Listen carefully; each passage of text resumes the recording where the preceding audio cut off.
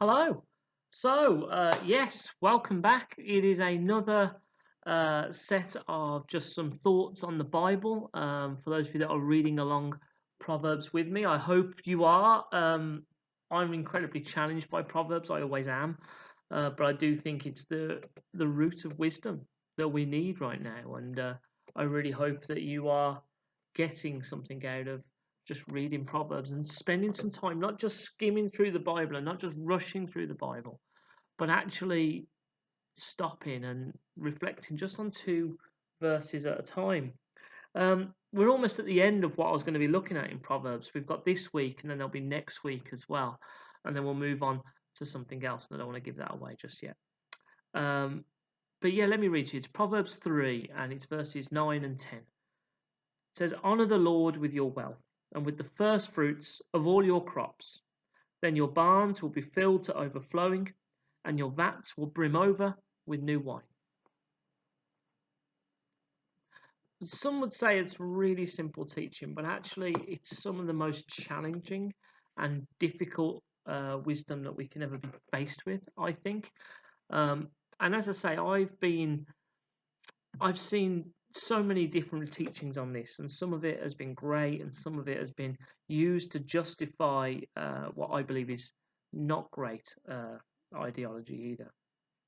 We mustn't forget that the whole root of these verses is to talk about well-being and wisdom. So this is talking about giving in relation to our well-being and in relation to our wisdom. Verse 9 and 10 roughly just talks about us giving to God and how to honor God. And what does that mean for us? First of all, it talks about wealth. I think we need to define wealth because it's very easy for us to hear the word wealth and just assume it means money or finances. That's part of it, but it's not all of it. Wealth is what has God given to us. That's our wealth. What we have is our wealth. What do we have? Yes, we have our finances. Yes, but we also have possessions. We also have our gifting, which is given to us from God, and our skill sets. We also have our time, which is also a gift from God, one that's very much overlooked, in my opinion. So, in my opinion, when it's talking about wealth, finances is part of this, but it's not all of this. We need to think of wealth as what have we got? We've got finances, we've got possessions, we've got giftings, we've got skills, and we've got time. And then it says to honor God with our wealth. Honoring God. What is honoring God? Honoring God is like worship. It's giving God the respect and adoration that he deserves. That's what honoring is. Honoring is making sure God is exalted and raised up. And part of that, we can honor him and show him how we feel about him and show our worship is with what we do, with what he's given to us: finances, possessions, skill, gifting, and time. Honoring God with what he has given to us. Also talks about the first fruits, honoring God with, let's have a look, what's it say? Honor your wealth with the first fruits of all your crops. The key is the word first fruits for me there. We need to get this whole idea that we need to give to God because he's given to us in the first place. Actually, I think it's even bigger than that. I think we need to get hold of the idea that actually what we have isn't ours in the first place. We are stewards. We are stewards of all God has given to us. God has given us finances, possessions, gifting, skills, and time. He has gifted us this. So we are stewards. It's not ours to go, this is mine, I'm having it. It's God's. And he said, look after this when we do something wise with this. So actually, by honoring God, we say, I'm acknowledging, God, that none of this is mine. I am acknowledging, God, that all of this is yours. And I'm going to give back to you first, not last. That's why that key is so important. First fruits. God doesn't want what's left over. If we give to God what's left over at the end of the month, or when we've got nothing left to give, is that honouring God, the Lord of our lives? Who we give to first shows who we honor and worship. So if we give to ourselves first, I'm saying I come first. If I give to God first, I'm saying God comes first. The key is in the word first. The whole passage uses a lot of farming terminology. Why does it say first fruits? Because that would mean 10%, the first bit of the crop that would come in wouldn't be taken for the house, wouldn't be taken to market. It would be taken and given straight to God. It wouldn't even be thought of to be used for ourselves or other people. It'd be given straight to the first fruits. That's why it uses that language. Again, this links to Old Testament teaching of tithing. And what is a tithe? But a tithe is 10% giving to God, 10% of what we have. Interestingly, though, when Jesus talks about giving, he focuses more on giving than tithing. Why? How can I say this? Because when Jesus points out some people giving at the temple, he points out people that are tithing, who are giving their 10%, and he says that's not real giving. He points out the woman that gives of what she has and says that is real giving. The problem when we get caught up in the 10% trap means that actually we can become really like the Pharisees and really following the law and say, well, I've given my 10%. What if you could give more? But we don't. And then actually, when we get hung up on the 10%, people can feel guilty if they can't actually make that 10%. Jesus says give and give of your heart and give out of the joy of your heart and the relationship you have with God. That's where our giving should come from. And I love the fact that this doesn't talk about tithing. It talks about honoring God with the first fruits. Regardless of what percentage we're giving, don't get hung up on the percentage. Get hung up on the giving. And giving first, because God comes first. Not just the finances, but with our possessions, with our skills, our gifting. Are we putting ourselves out there for God first with what he has given us? That's what this is saying here. By honouring God, we show honour to God by giving back some of what he's given to us, and we do it first. We don't get hung up on the percentage. And we certainly don't do it last, putting ourselves and all these other things before it. That's the key. Give first. God deserves our honour. He's the highest. He's the greatest. Do we put God first? And a way of showing God we put him first is what we do with what he's given to us. God deserves my first, not my last. God deserves the best of what I've got to give, not the worst of what I've got to give. Interestingly, though, then there's verse 10, which says, then your barns will be filled to overflowing and your vats will brim over with new wine. I have heard people say to me in the past, I give to God because when I do, I know I'm going to get loads back from him. That's not how it works. And if actually we're giving to God just so we can get stuff out of God, we're not actually giving to God at all. We're giving to ourselves. Let me say that again. The motivation, if we're giving to God just so we can get more out of him, it's not about us honouring God. That's about us getting what more. It's about me, me, me.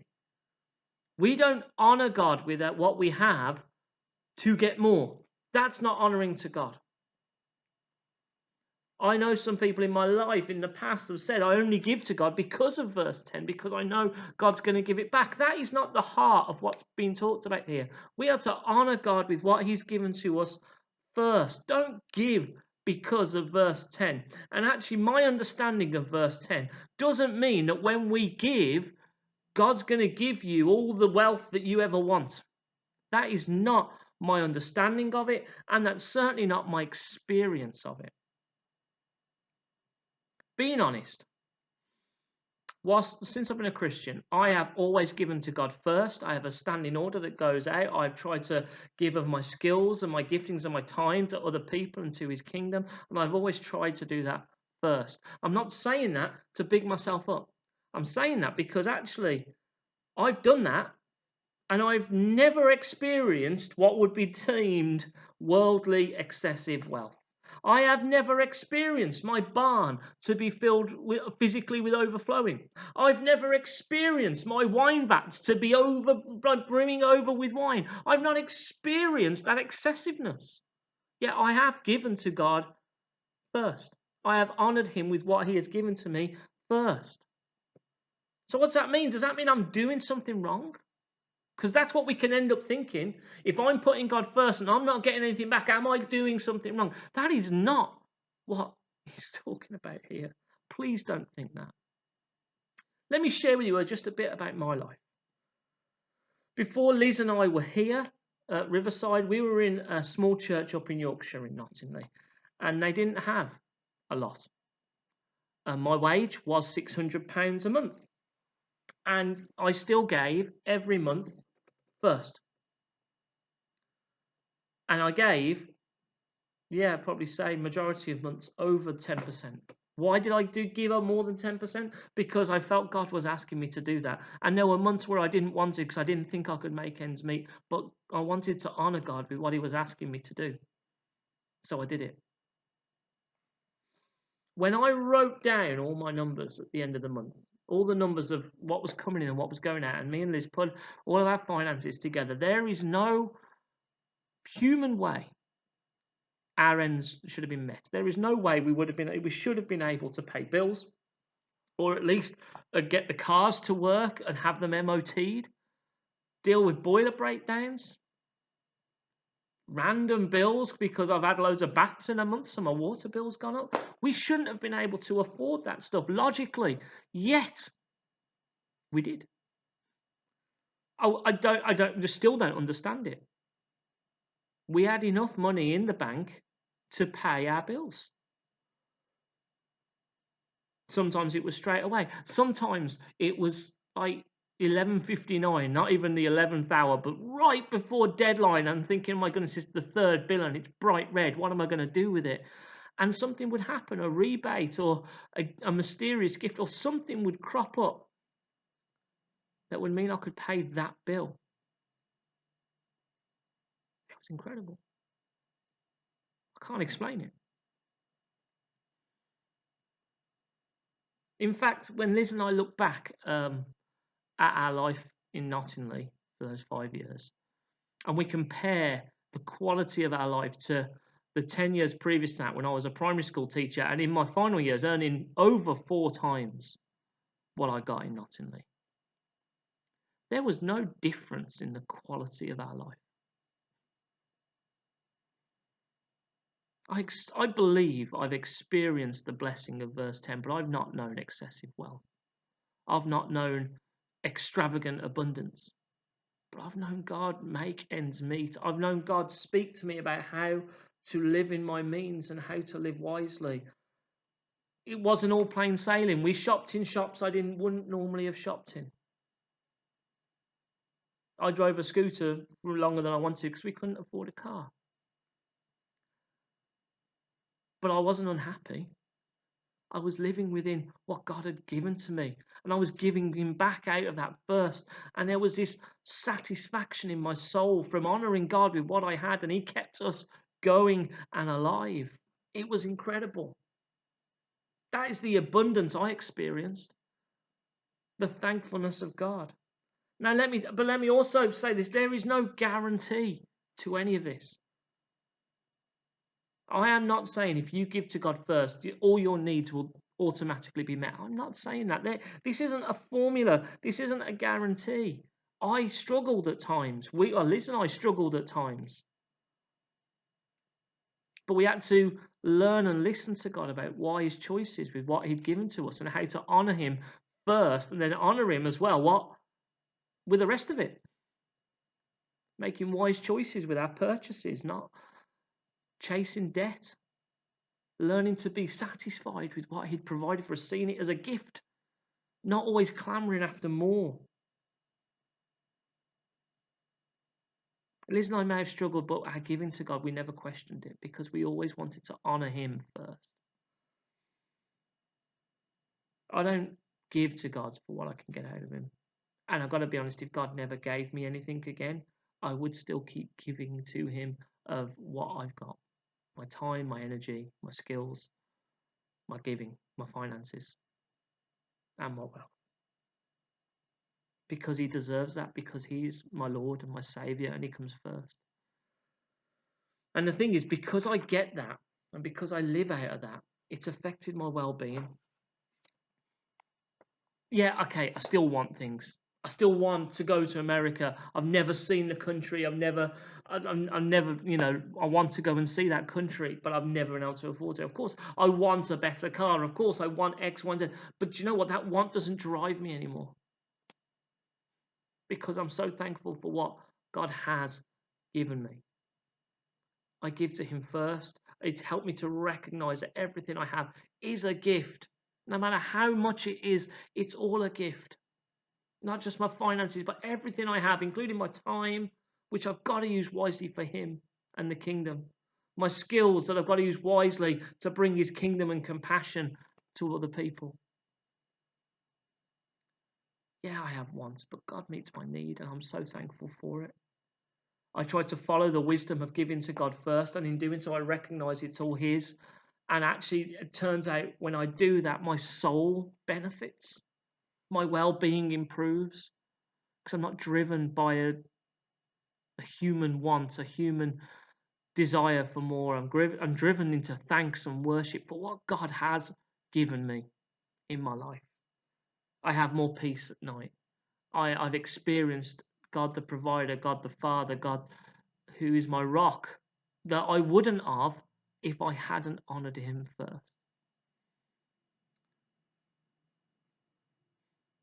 Please don't get hung up on the amounts or the percentages. Think of wealth as what you've got: finance, possessions, time, energy, skills, giftings. And make sure you give to Him first, because they're all His anyway. And when we do that, and we honour God with what He's given to us, we'll know His closeness.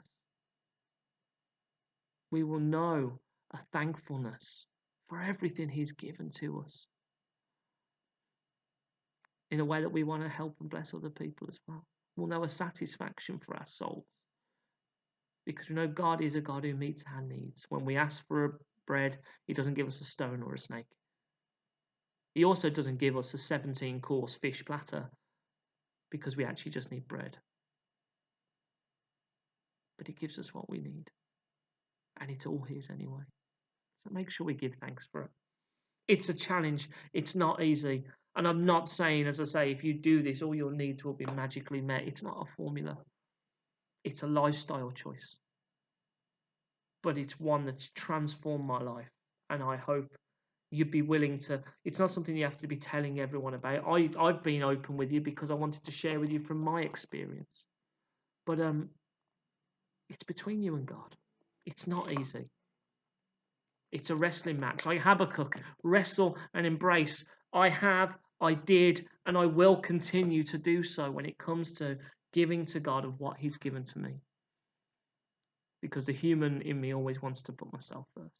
So I will continue to wrestle and embrace God with it.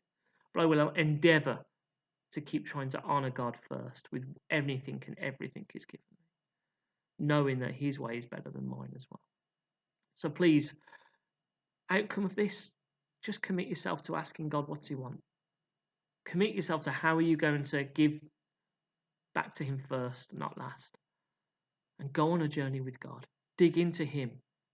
Don't ask other people, should I give X, Y, and Z? Ask God. He'll lead you. And He will lead you into unknown territory that's at times scary, but also incredibly exciting when we put our trust in Him. I really hope that you're well wherever you are. I miss you. I look forward to seeing you soon. Stay safe, wash your hands, and follow the government guidelines. I'll see you soon.